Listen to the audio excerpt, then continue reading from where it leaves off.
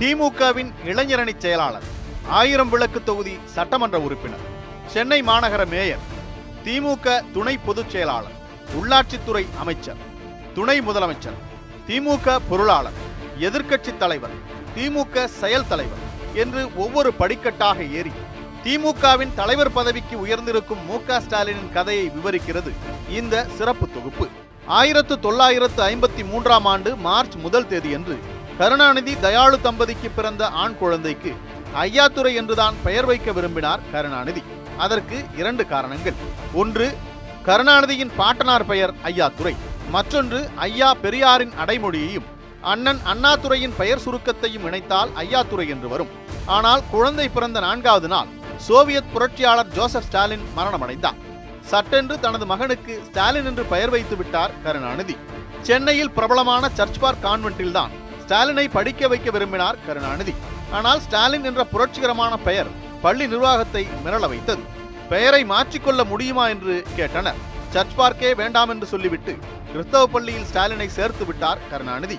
ஸ்டாலினின் தந்தை அரசியல்வாதி, மாமன் முரசொலி மாறன் அரசியல்வாதி.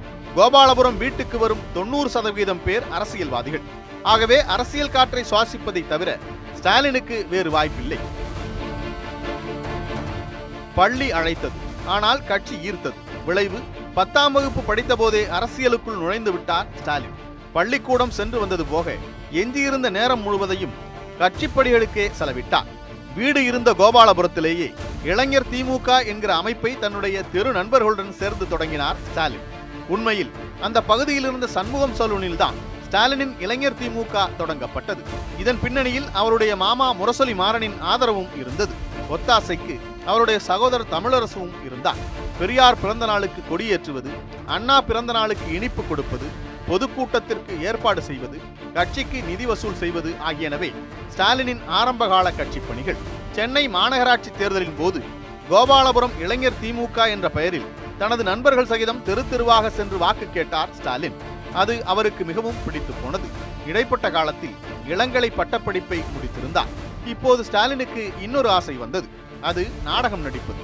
அண்ணா, கருணாநிதி, எம்ஜிஆர், எஸ்எஸ்ஆர் என்று பலரும் பங்களிப்பு செய்த துறைதான். கட்சியின் கொள்கைகளை மக்களிடம் கொண்டு செல்வதற்கான வீரியமிக்க ஊடகமான பிரச்சார நாடகங்களில் நடிக்க விரும்பினார் ஸ்டாலின். முரசே முழங்கு என்பதுதான் மு.க. ஸ்டாலின் போட்ட முதல் நாடகம். வெறுமனே நாடகம் நடத்தினால் அதை பார்க்க கூட்டம் வராது என்பதால் நாடகத்திற்கு தலைமையேற்க பிரபலங்களை அழைக்க விரும்பிய மு.க. ஸ்டாலினின் முதல் சாய்ஸ் எம்ஜிஆர் தான். பிறகு கருணாநிதியையும் அழைத்தார் ஸ்டாலின். அவருடைய திண்டுக்கல் தீர்ப்பு நாடகத்திற்கு தொண்டர்கள் மத்தியில் நல்ல வரவேற்பு. திமுகவில் புயல் வீச தொடங்கிய காலகட்டம் அது. கட்சி நிர்வாகிகள் சொத்து கணக்கை காட்ட வேண்டும் என்று கழக கொடி உயர்த்தி இருந்தார் எம்ஜிஆர். சமாதான முயற்சிகள் எல்லாம் தோற்றுப்போய் திமுகவிலிருந்து நீக்கப்பட்ட எம்ஜிஆர் அதிமுகவை தொடங்கி அதிர்ச்சி வைத்தியம் கொடுத்தார். தமிழக அரசியல் களம் கருணாநிதிக்கும் எம்ஜிஆருக்கும் இடையிலான யுத்தமாக மாறிக்கொண்டிருந்த சமயத்தில்தான் ஸ்டாலினுக்கும் சாந்தா என்கிற துர்காவதிக்கும் நாவலர் நெடுஞ்செழியனின் தலைமையில் திருமணம் நடந்திருந்தது. டெல்லியில் இருந்து முக்கிய தலைவர்களான பக்ருதீன் அலி அகமது, ஜெகஜீவன் ராம் உள்ளிட்டோர் திருமணத்திற்கு வந்திருந்தனர். சரியாக அந்த சமயத்தில்தான் பிரதமர் இந்திரா காந்தி எமர்ஜென்சியை அமல்படுத்தினார். ஒரு நாள் இரவு 8 மணி இருக்கும். திமுக தலைவர் கருணாநிதியின் வீட்டுக்கு காவல்துறை அதிகாரிகள் வந்தனர். திமுதிமுவென்று வீட்டுக்குள் நுழைந்த அதிகாரிகள் கருணாநிதியின் மகன் மு.க. ஸ்டாலினை கைது செய்ய வந்திருப்பதாக சொன்னார்கள். ஸ்டாலின் வீட்டில் இல்லை, வெளியே சென்றிருப்பதாக பதில் சொன்னார் கருணாநிதி. நேற்று வரை தமிழக முதல்வர், ஆட்சி கலைக்கப்பட்டு விட்டதால் கருணாநிதி சொன்ன பதிலை அதிகாரிகள் ஏற்கவில்லை. வீட்டுக்குள் அரையறையாக நுழைந்து தேடி பார்த்தனர். அங்கே ஸ்டாலின் இல்லை. ஸ்டாலின் வந்ததும் தகவல் கொடுக்கிறேன், வந்து கைது செய்து கொள்ளுங்கள் என்று உத்தரவாதம் கொடுத்தார் கருணாநிதி. அதை ஏற்றுக்கொண்டு அதிகாரிகள் வெளியேறினர். மறுநாள் ஸ்டாலின் வீடு திரும்பியதும் அதிகாரிகளுக்கு தகவல் கொடுத்தார் கருணாநிதி. உடனடியாக ஸ்டாலின் கைது செய்யப்பட்டார். அவர் மீது மிசா சட்டம் பாய்ந்திருந்தது. மிசா என்பது உள்நாட்டு பாதுகாப்பு பராமரிப்பு சட்டம். இன்றைய தலைமுறைக்கு புரியும் மொழியில் சொல்ல வேண்டுமென்றால் பொடா சட்டத்தின் தாத்தா, தடா சட்டத்தின் தந்தை. அந்த அளவுக்கு கொடுமையான கருப்பு சட்டம் அது. அதைத்தான் ஸ்டாலின் மீது பாய்ச்சி இருந்தார் இந்திரா காந்தி. உண்மையில் இந்திரா காந்தி அரசு கருணாநிதியைத்தான் கைது செய்யும் என்று பலரும் கணித்தனர். காரணம், எமர்ஜென்சிக்கு எதிராக திமுக மாநாட்டில் தீர்மானம் நிறைவேற்றியிருந்தார் கருணாநிதி. ஆத்திரமடைந்த இந்திரா திமுக அரசை கலைத்திருந்தார். திமுகவின் முக்கிய தலைவர்களும் முன்னணி நிர்வாகிகளும் தேடி தேடி கைது செய்யப்பட்டனர். அதன் நீட்சியாகவே ஸ்டாலினும் கைதாகியிருந்தார். சிறைக்குள் நுழையும் போதே ஸ்டாலினை ஒருமையில் அழைத்தனர். ஆடைகளை சோதனையிட்டனர். தொழுநோயாளிகள் அடைத்து வைக்கப்படும் 9ஆம் எண் அறையில் ஸ்டாலினை அடைத்தனர். கூடவே சிட்டிபாபு, ஆற்காடு வீராசாமி, நீலநாராயணன், VS கோவிந்தராஜன் ஆகியோரும் அடைக்கப்பட்டனர். சிறைக்கு வந்திருந்த அரசியல் கைதிகளை எல்லாம் வரிசையாக வரவழைத்து அடித்து உதைத்தனர் அதிகாரிகள். கேள்வி கேட்டாலும் அடி, பதில் சொல்லாவிட்டாலும் அடி. முதலில் சிட்டிபாபுவை அடித்தார்கள், பிறகு ஆற்காடு வீராசாமியை உதைத்தார்கள், மூன்றாவதாக ஸ்டாலினை அழைத்தார்கள். பூட்ஸ்காலால் எட்டி உதைத்தார் ஓர் அதிகாரி. அருகிலிருந்த மற்றொரு அதிகாரி ஸ்டாலினின் கன்னத்தில் ஓங்கி ஓர் அறை விட்டார். அடுத்தடுத்த அடிகள் ஸ்டாலின் மீது விழாமல் பார்த்து கொண்டார் சிட்டிபாபு. ஆம், ஸ்டாலினுக்கு விழ வேண்டிய அடி உதைகள் சிட்டிபாபுவின் மீது விழுந்தன. பொழுது விடிந்ததும் காலை உணவாக கூழ், தொட்டுக்கொள்ள புளிக்காரம் கொடுத்தார்கள். சிறையறை, அடி உதை, கூழ் எல்லாம் ஸ்டாலினுக்கு பழகி போயின. எப்போதேனும் உறவினர்களை பார்க்கவும் பேசவும் அனுமதி. ஆனால் பார்க்கும் போதும் பேசும் போதும் கூடவே காவலர்கள் இருப்பார்கள். இப்படிப்பட்ட கொடுமைகளை ஓராண்டு காலத்துக்கு அனுபவித்த ஸ்டாலின் 23 ஜனவரி 1977 அன்று விடுதலை செய்யப்பட்டார். அந்த நொடியிலிருந்து தீவிர அரசியலில் இறங்கினார் ஸ்டாலின். அந்த வகையில் MK ஸ்டாலினின் அரசியல் பாதையை விரிவுபடுத்தியவர் சாட்சாத் இந்திரா காந்தி தான். அதைத்தான் பின்னாளில் கருணாநிதியும் இப்படி சொன்னார். எல்லோரும் ஸ்டாலினை நான் உருவாக்குவதாக சொல்கிறார்கள். அது தவறு. அவரை உருவாக்கியவரே இந்திரா காந்தி தான். பேசாமல் கிடந்த அவரை விசா கைதியாக்கி சிறையில் போட்டு அரசியலில் ஸ்டாலினை உருவாக்கியது இந்திரா காந்தி தான். எமர்ஜென்சிக்கு பிறகு நடந்த தேர்தலுக்கு பிறகு எம்ஜிஆரின் வெற்றி பயணம் விஸ்வரூபம் அடைந்தது. 1977 தேர்தலில் வெற்றி பெற்று ஆட்சியை பிடித்தார் எம்ஜிஆர். சற்றேற குறைய 10 ஆண்டுகளுக்கு பிறகு மீண்டும் எதிர்க்கட்சி அரசியலை செய்ய தொடங்கியது திமுக. கட்சிக்காரர்கள் சோர்ந்துவிடக் கூடாது என்பதில் திமுக தலைவர் கருணாநிதி உறுதியாக இருந்தார். ஆகவே ஆட்சிக்கு எதிரான போராட்டங்களை அவ்வப்போது அறிவித்து கட்சியை உயிர்ப்புடன் வைத்திருந்தார். கட்சி வளர்ச்சி நடவடிக்கையாக பல்வேறு திட்டங்கள் மேற்கொள்ளப்பட்டன. அதன் ஒரு பகுதிதான் திமுக இளைஞரணி. மதுரை மாவட்டம் மூதூரில் உள்ள ஜான்சிராணி பூங்காவில் வைத்து திமுகவுக்கான இளைஞரணி உருவாக்கப்பட்டது. இந்த இடத்தில் திமுக தொடங்கப்பட்டது சென்னை ராபின்சன் பூங்காவில் என்பது சுவையான நினைவுகூரல். தொடக்க நிலையில் இருக்கும் திமுக இளைஞரணிக்கு ஒற்றை தலைமையை விட கூட்டு தலைமையே சரியாக இருக்கும் என்று முடிவு செய்தது திமுக. அதன்படி திமுக இளைஞரணிக்கு MK ஸ்டாலின், திருச்சி சிவா, பருதி இளம்பழுதி, வாலாஜா அசேன், தாரை மணியன் உள்ளிட்ட இளைஞரணி செயல் வீரர்களை கொண்ட அமைப்பு குழு உருவாக்கப்பட்டது. அந்த அணிக்கு திமுகவின் மூத்த தலைவர்கள் ஆலோசனைகளை வழங்கினர். திமுக இளைஞரணியின் சார்பாக பொது கூட்டங்களும் கொள்கை விளக்க கூட்டங்களும் நடத்தப்பட்டன. பெரியார், அண்ணா உள்ளிட்டோரின் பிறந்த நாள், நினைவு நாட்களும், திமுக உதயமான நாள், கருணாநிதி பிறந்த நாள் என சிறியதும் பெரியதுமாக விழாக்கள் நடத்தப்பட்டன.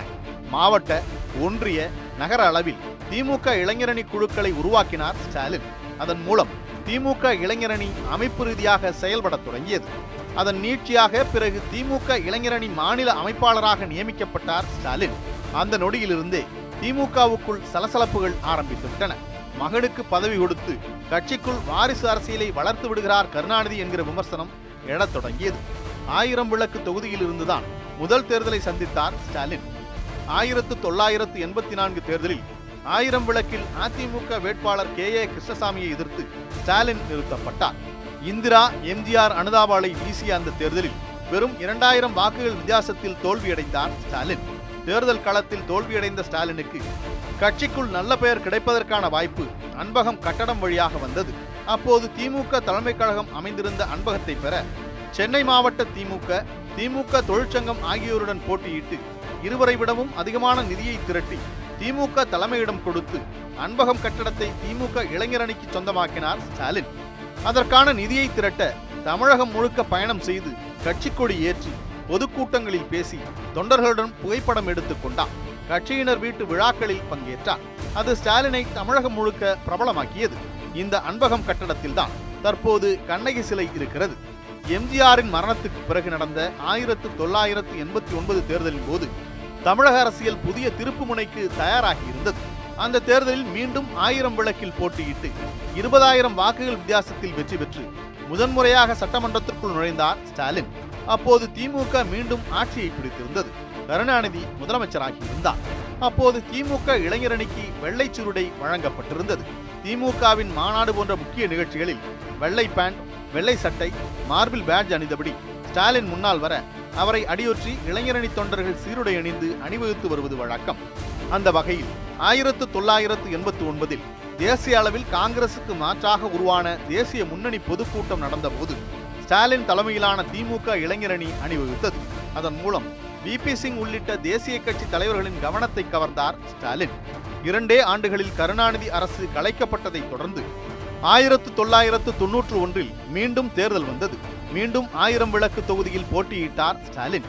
இம்முறை அவரை எதிர்த்து போட்டியிட்டவர் முதல் தேர்தலில் ஸ்டாலினை வீழ்த்திய KA கிருஷ்ணசாமி.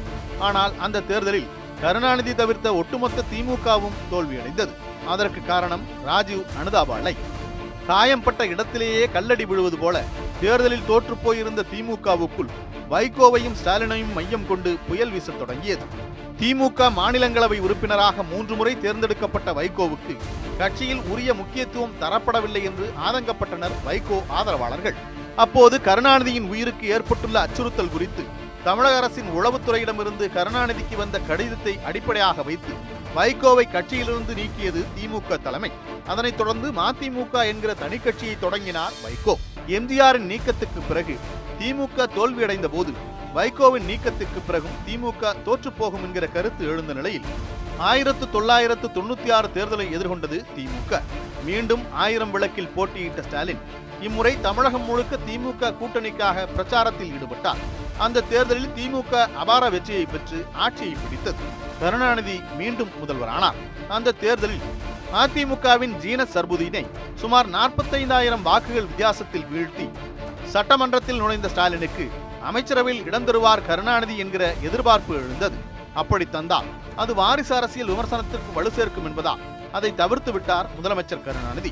அதே சமயம் ஸ்டாலினுக்கு மற்றொரு பொன்னான வாய்ப்பு உள்ளாட்சி தேர்தலின் வழியாக வந்தது. அதனால் வரை மக்களால் தேர்ந்தெடுக்கப்பட்ட பிரதிநிதிகளை கொண்டு மட்டுமே மேயர் தேர்வு செய்யப்பட்டார். அந்த நடைமுறையை மாற்றிய திமுக அரசு மக்களால் நேரடியாகவே மேயரை தேர்வு செய்ய வழிவகை செய்தது. அதன்படி நடந்த உள்ளாட்சி தேர்தலில் சென்னை மாநகரின் 44வது மேயராகவும் மக்களால் நேரடியாக தேர்ந்தெடுக்கப்பட்ட முதல் சென்னை மேயராகவும் உருவெடுத்தார் மு.க. ஸ்டாலின். அப்போது ஸ்டாலினை எதிர்த்து அதிமுக உள்ளிட்ட எதிர்க்கட்சிகளின் பொது வேட்பாளராக நிறுத்தப்பட்டவர் சந்திரலேகா IAS. சென்னை மாநகர மேயர், 1000 விளக்கு MLA என்ற 2 பதவிகளில் இயங்கினார் ஸ்டாலின். பதவியேற்ற கையோடு ஸ்டாலின் அறிவித்த திட்டம் சிங்கார சென்னை.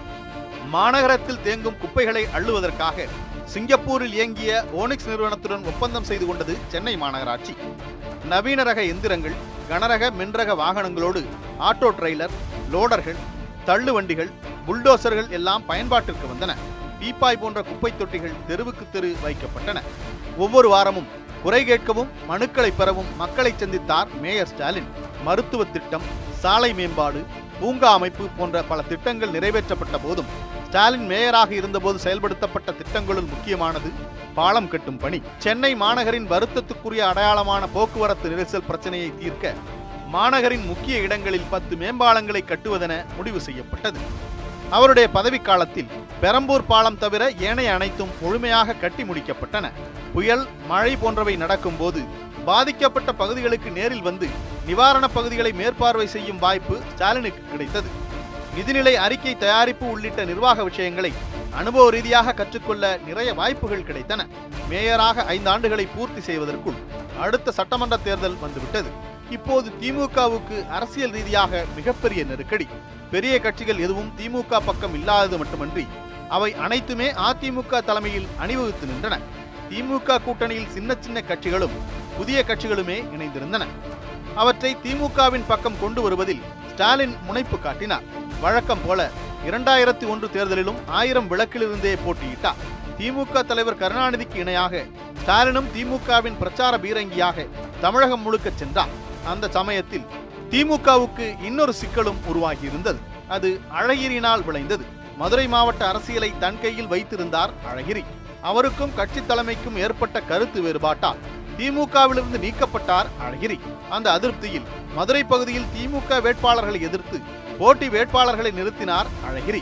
ஆகவே அழகிரியால் உருவான நெருக்கடியை சந்திக்க வேண்டிய நிர்பந்தம் ஸ்டாலினுக்கு உருவானது. இறுதியில் திமுக படுதோல்வி அடைந்தது. ஜெயலலிதா மீண்டும் முதல்வராகி இருந்த சூழலில் திமுகவிலிருந்து 28 பேர் மட்டுமே வெற்றி பெற்றிருந்தனர்.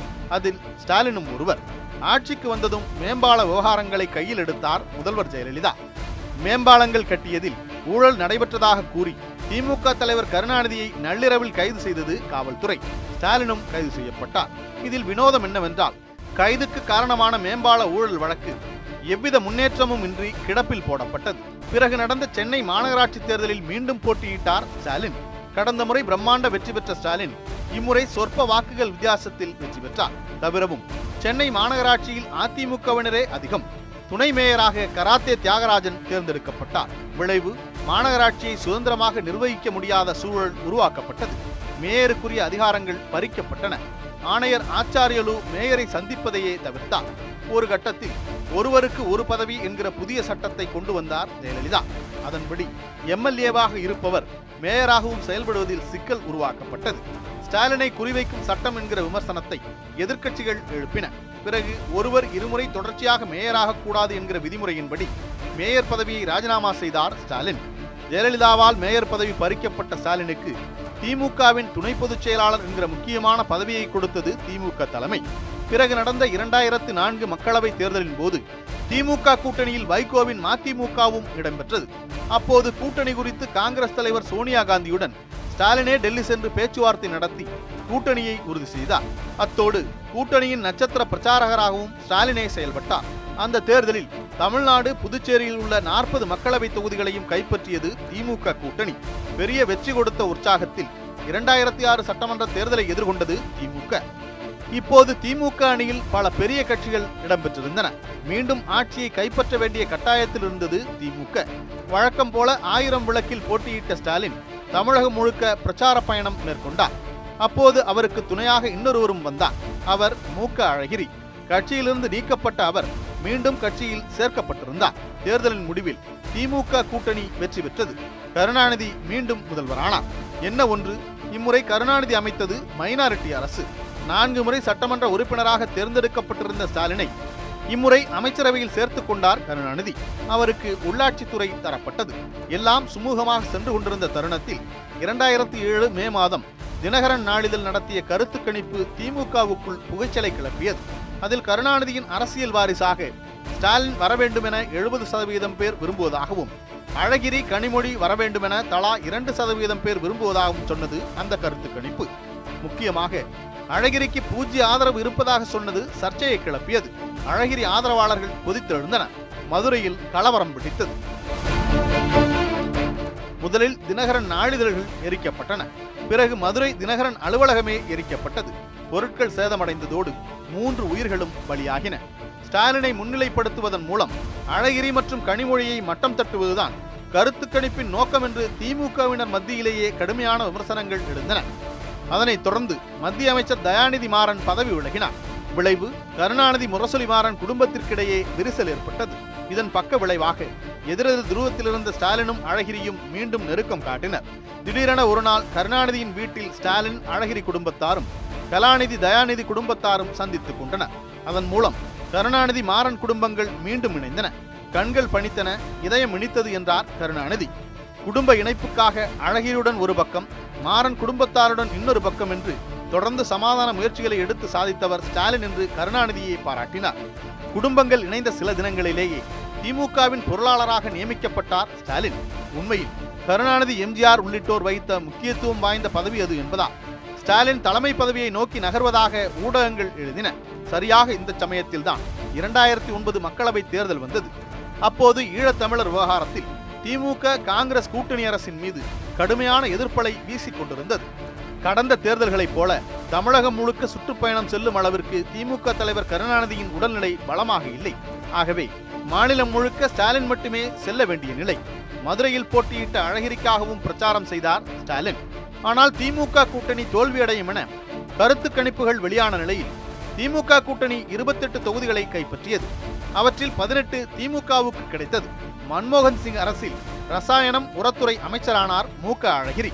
மக்களவைத் தேர்தலில் வெற்றிக்கு வித்திட்ட ஸ்டாலினை அங்கீகரிக்கும் வகையில் தமிழகத்தின் துணை முதல்வர் பதவி ஸ்டாலினுக்கு தரப்பட்டது. அதன் மூலம் தமிழகத்தின் முதல் துணை முதல்வர் என்கிற பெருமை ஸ்டாலினுக்கு கிடைத்தது. துணை முதல்வர் என்கிற முறையில் முதலமைச்சர் கருணாநிதி வகித்த பொறுப்புகள் ஸ்டாலின் வசம் தரப்பட்டன. தமிழகம் முழுக்க பயணம் செய்து அரசு திட்டங்களை தொடங்கி வைத்தார்.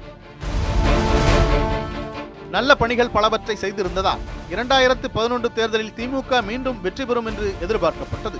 இங்கே வியப்பு என்னவென்றால், எப்போதும் 1000 விளக்கை தேர்வு செய்யும் ஸ்டாலின் இம்முறை புதிய தொகுதியான கொளத்தூரில் போட்டியிட்டு வெற்றி பெற்றார்.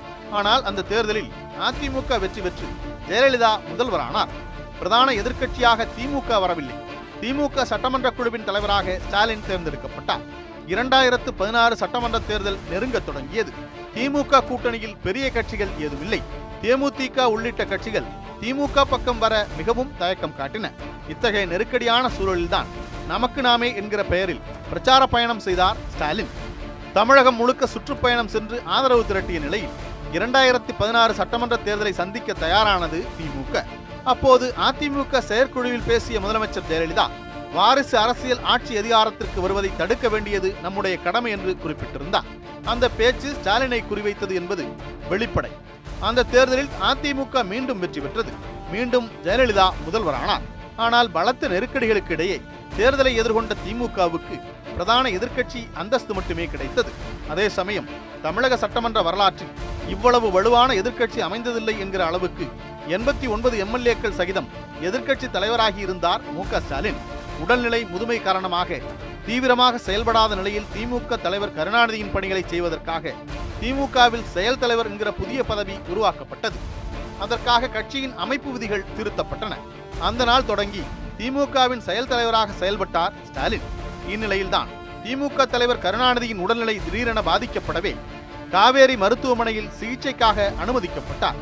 அவரை பார்ப்பதற்காக கட்சி வேறுபாடுகள், கொள்கை மாறுபாடுகளை கடந்து அதிமுக, பாஜக உள்ளிட்ட சர்வகட்சி தலைவர்களும் காவேரி மருத்துவமனைக்கு வந்து கருணாநிதியை நலம் விசாரித்து சென்றனர். கருணாநிதிக்கு மருத்துவ சிகிச்சை கொடுத்து வந்த மருத்துவர்களால் 2018 ஆகஸ்ட் 7ஆம் தேதி வரைதான் கருணாநிதியின் உயிரை காப்பாற்ற முடிந்தது. அன்று மாலை 6 மணி அளவில் கருணாநிதி மரணமடைந்தார். கருணாநிதி உயிருக்காக போராடி கொண்டிருந்த காலகட்டத்தில் ஒருவேளை அவர் மரணமடையும் பட்சத்தில் அவருடைய உடலை அறிஞர் அண்ணாவின் உடல் புதைக்கப்பட்டிருக்கும் மெரினா கடற்கரையில் புதைக்க அனுமதிக்க வேண்டும் என்று மு.க. ஸ்டாலின், மு.க. அழகிரி, கனிமொழி உள்ளிட்டோர் சென்று முதலமைச்சர் எடப்பாடி பழனிசாமியிடம் கோரினர். அப்போது சட்டம் அனுமதிக்கிறதா என்று பார்க்கலாம் என்று பதில் சொல்லி அனுப்பினார் முதலமைச்சர் எடப்பாடி பழனிசாமி. அதனைத் தொடர்ந்து தமிழக அரசின் தலைமைச் செயலாளர் விடுத்த செய்திக்குறிப்பில், அடையாறு பகுதியில் காமராஜர், பக்தவச்சலம் ஆகியோர் நினைவிடங்கள் இருக்கும் பகுதியில் 2 ஏக்கர் நிலம் ஒதுக்குவதாக அறிவிக்கப்பட்டிருந்தது. தவிரவும் மெரினாவில் கருணாநிதியின் உடலை புதைக்க சட்ட சிக்கல்கள் இருப்பதாகவும் தெரிவித்திருந்தது. அண்ணா சதுக்கத்திற்கு அருகில்தான் கருணாநிதியை புதைக்க வேண்டும் என்று வலியுறுத்திய திமுக செயல் தலைவர் ஸ்டாலின் அதற்காக சென்னை உயர்நீதிமன்றத்தை அணுகினார். நீண்ட நெடிய சட்ட போராட்டத்திற்கு பிறகு நீதிபதிகள் குலுவாடி ரமேஷ், சுந்தர் ஆகியோர் அடங்கிய அமர்வு கருணாநிதியை மெரினாவில் புதைக்க அனுமதி கொடுத்தது. ஆம், தமிழக அரசு அனுமதி மறுத்த நிலையில் நீதிமன்றத்தின் வழியாக அனுமதி பெற்றிருந்தார் மு.க. ஸ்டாலின்.